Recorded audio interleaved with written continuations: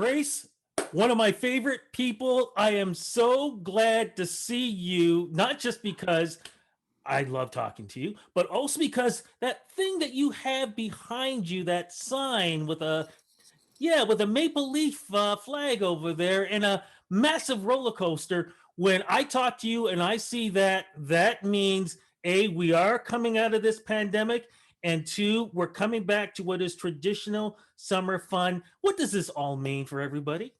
Yeah, so exciting news. After a long time, Canada's Wonderland is reopening. We just announced this last week. We're reopening to seasons pass holders on July 7th or 5th, sorry, and all guests on July 7th at limited capacity with a whole bunch of new safety protocols in place. We're seeing the return of amusement parks. They were included in step two of the province's reopening plan, along with water parks. And yeah, I hope this is a sign that we're going to get things back to normal. We're not quite there. Like I said, we've got a lot of protocols in place, but it'll be great to have guests back at the park again. I want to talk before we talk about the protocols and everything because I want to make sure everybody understands how this is going to work. How has it been for you folks dealing with the pandemic, not being able to have people out there? Because you guys aren't just a summer fun. You guys really turned it into an all year round fun park. What was it like for you guys to deal with all of this? Yeah, it's been hard for everyone. I mean, as you know, families and all sorts of businesses. Wonderland didn't get a chance to open last year in 2020. Last time we were open was December 2019 when we had just launched our winter event, Winterfest. So it was a rough go. It was hard for staff. It was very tricky trying to deal with timelines. As you know, our operation is huge, and we need a long runway to get up and running. And just the clarity hasn't been there for anyone. You don't have a crystal ball where you can see ahead, several months to know that things are going to be fine and we can open up. It's sort of you have to take it a day at a time, and not having a timeline to work with, I think, has been the most challenging. But as I mentioned, we're really thrilled that we got included in step two of the province's reopening framework, and that finally gave us a timeline we could work with. So we've just been like full tilt, all departments, getting this place ready. Landscaping work's happening, ride testing is happening, hiring, and we're just looking forward now. We're just looking forward to that day that we can have guests back at the park. Can I say the thing I enjoyed most, even though we weren't at the park, is the things that you were doing on social media with trivia parties and, going back to, you know, asking people to show videos of your favorite rides. And like you really still tried to bring back that excitement of Canada's Wonderland. It was great. Yeah, we had a lot of fun. I mean, it presented a new challenge for a lot of businesses. How do you engage with clients or guests that you're not seeing, at the park or on a daily basis anymore? How do you engage with people at home? And we understood people still wanted to have some sort of fun because it was, for a while it's kind of like doom and gloom. We're all stuck at home. Kids are doing virtual school. We can't go out. We can't see our friends and family. And how can we, instill a little bit of that amusement park fun into people's lives, even though they're at home? So we did, yeah, our virtual roller coaster rides. People could set them up on their computers or TVs at home. We had a lot of educational resources that we provided to teachers so they could do virtual field trips, which was a lot of fun. And then because this is technically it's Wonderland's 40th year, and we opened in 1981, we launched an anniversary trivia nights series through the winter. That was a huge hit, and people just loved logging on to Zoom with us once a week. We did some, it was all throwback trivia, park stuff, but also like, music and TV and movies. But we really tried to capitalize on memories this year when we couldn't be here, thinking about the good times that we've had, to help us look forward to the good times that are still to come. What was it like to represent the North Pole for the Santa Claus parade? Because what we had a chance to see was wow. And I'll say it again, wow.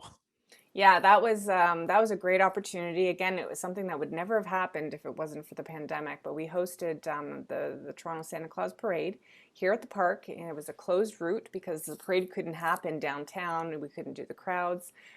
So they reached out to us, and we worked on this partnership where they could use our property. We had the lights already set up for Winterfest.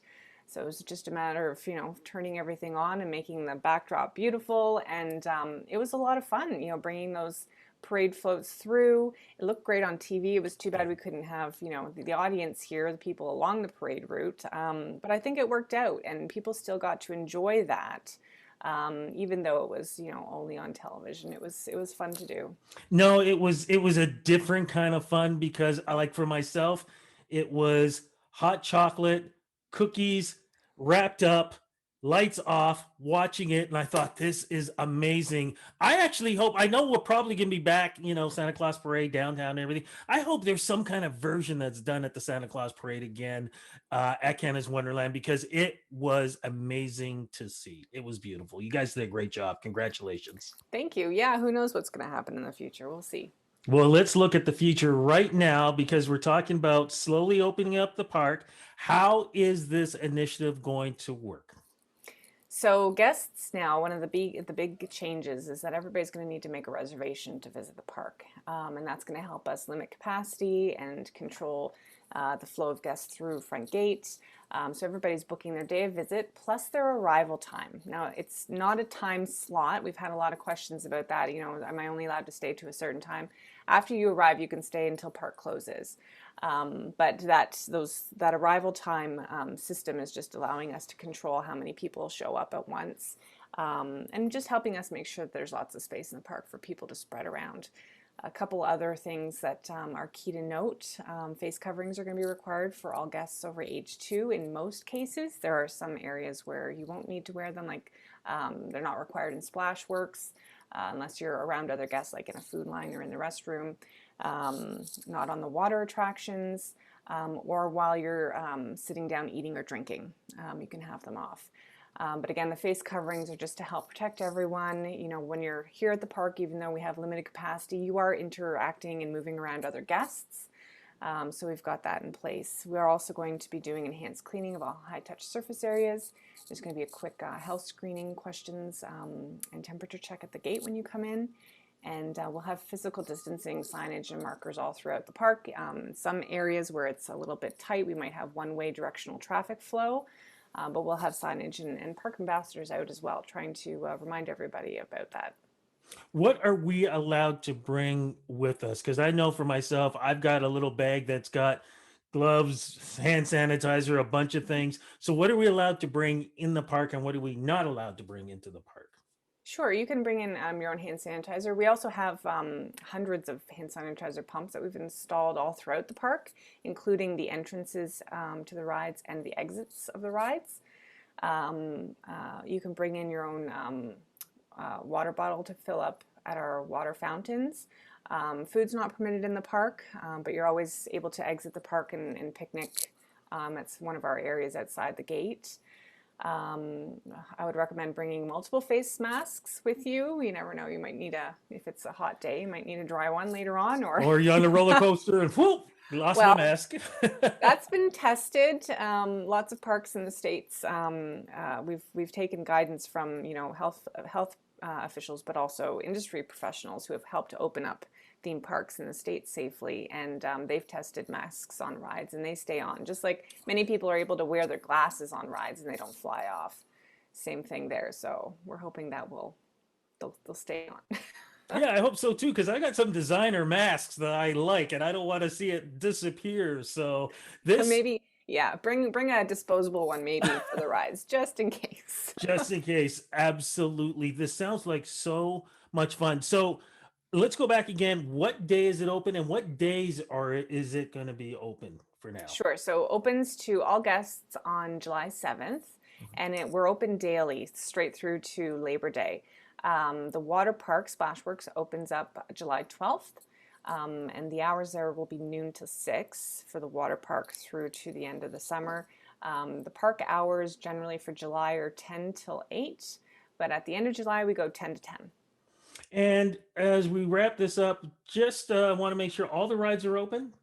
Yes, the majority of rides are open. There's only two in the dry park area that are closed: Extreme Skyflyer and Speed City Raceway, which is our go karts, just because of physical distancing issues there.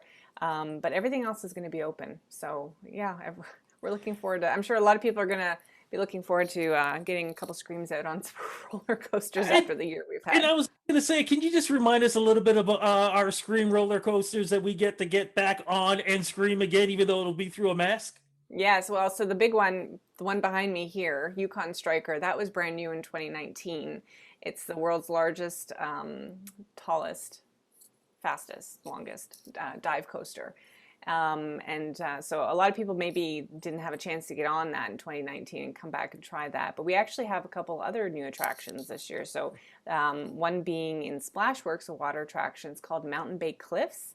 And it's actually a cliff jumping experience. So if you've ever done that in cottage country, we've brought it to Wonderland, and you can jump off of 3 different heights, and the highest height is 25 feet. So that should be great, on a hot summer day. And then our other new attraction is a kids ride in Planet Snoopy. It's called Beagle Brigade Airfield, and it's they're 2 little 2-seater airplanes that zip around a fun little course.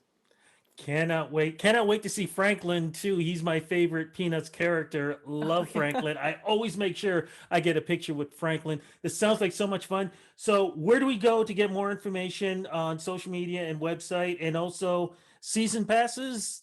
I think you mentioned it before. We can still get that.